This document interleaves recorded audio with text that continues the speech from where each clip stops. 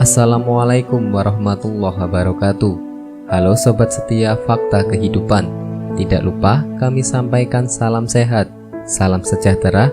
Semoga tercurah segala bentuk kebaikan dan juga kita semua dalam lindungannya. Seperti biasa, kita akan berbagi kisah dari yang unik, menarik sampai bikin nangis. Mari kita simak kisahnya.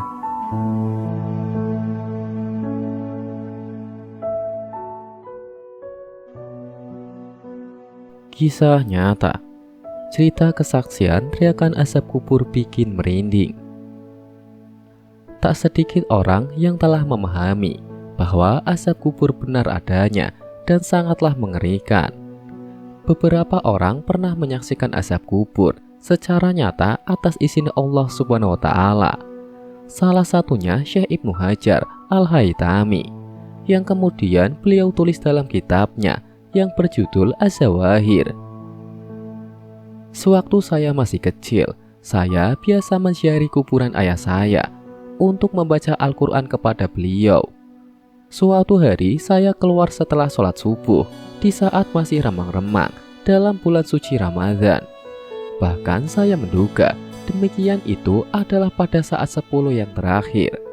Bahkan saya menduga demikian pada malam Lailatul Qadar.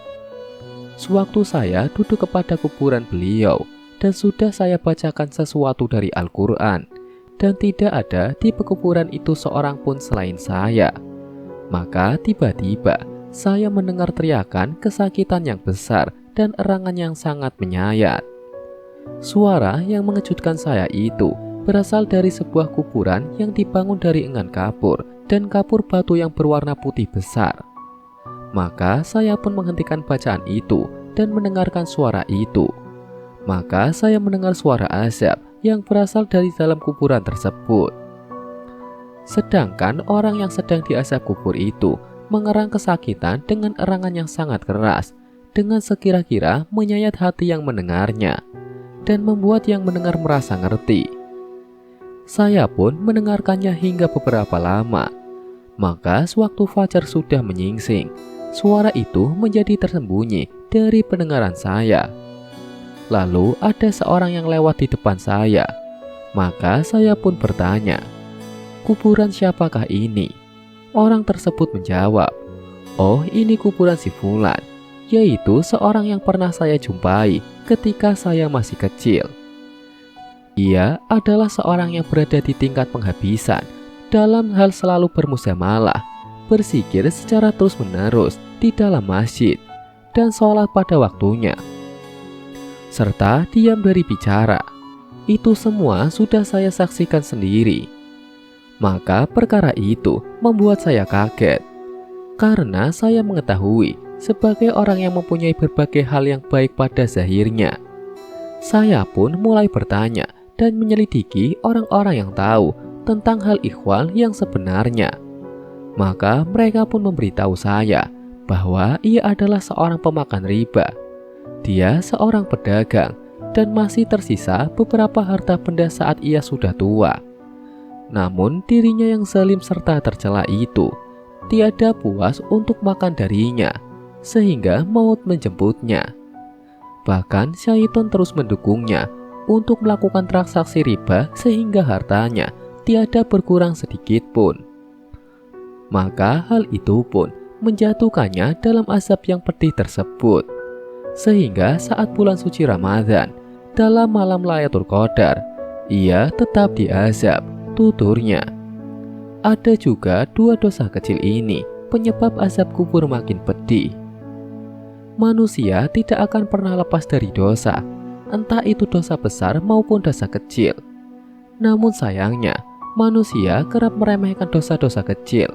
Padahal jika dosa kecil sering dilakukan, maka lama-lama akan menjadi dosa besar. Rasulullah Shallallahu Alaihi Wasallam bersabda, "Tidak ada dosa besar jika dihapus dengan istighfar, minta ampun pada Allah, dan tidak ada dosa kecil jika dilakukan terus-menerus." Hadis riwayat Baihaqi. Ada dua dosa kecil yang kerap dianggap remeh, namun sebenarnya adalah dosa besar. Dalam sebuah riwayat dikisahkan Rasulullah SAW dan sahabatnya pernah melewati sebuah kuburan dan mendengar siksa kubur yang amat pedih di dalamnya. Keduanya disiksa, dan tidaklah keduanya disiksa karena dosa besar. Lalu beliau Shallallahu Alaihi Wasallam melanjutkan, benar, sebenarnya itu dosa besar. Salah satunya disiksa karena tidak menjaga diri saat buang air kecil, dan satunya lagi disiksa karena namimah atau mengadu domba. Hadis riwayat Bukhari. Ketika menjelaskan hadis ini dalam Fathul Bari, Ibnu Hajar Al-Aqsalani menjelaskan bahwa hadis tersebut maksudnya adalah dua dosa itu menurut mereka, orang-orang yang disiksa kubur tersebut bukanlah dosa besar. Dosa itu dianggap kecil dan diremehkan. Padahal sebenarnya dosa itu besar dalam pandangan Allah Subhanahu wa Ta'ala. Dua dosa yang dianggap remeh tapi mendatangkan siksa kubur yang pedih itu adalah tidak menjaga diri dari air kencing dan namimah atau mengadu domba. Dosa pertama yaitu tak menjaga air kencing. Pendapat para ulama yang paling kuat adalah tidak menjaga diri dan pakaian pada saat buang air kecil, sehingga terciprat najis. Akibatnya tubuh dan pakaiannya terkena najis dan menjadikan sholatnya tidak sah. Sebab di antara syarat sah sholat adalah suci badan, pakaian, dan tempat sholat dari najis. Dosa kedua adalah namimah, mengadu domba antar dua orang atau pihak agar bermusuhan. Di zaman sekarang, hal ini juga sering dianggap remeh. Sebagai contoh, karena alasan karir, dua orang difitnah hingga bermusuhan. Karena alasan bisnis, dua pesaing dibuat agar saling membenci. Apalagi di era media sosial seperti saat ini, namimah semakin dianggap remeh. Padahal di sisi Allah Subhanahu wa Ta'ala, namimah merupakan dosa besar yang mengakibatkan pelakunya mendapatkan siksa pedih di alam barzah. Na'udzubillah. Semoga kisah di atas bisa menjadi pelajaran untuk kita semua. Sekian, wallahu a'lam bishawab.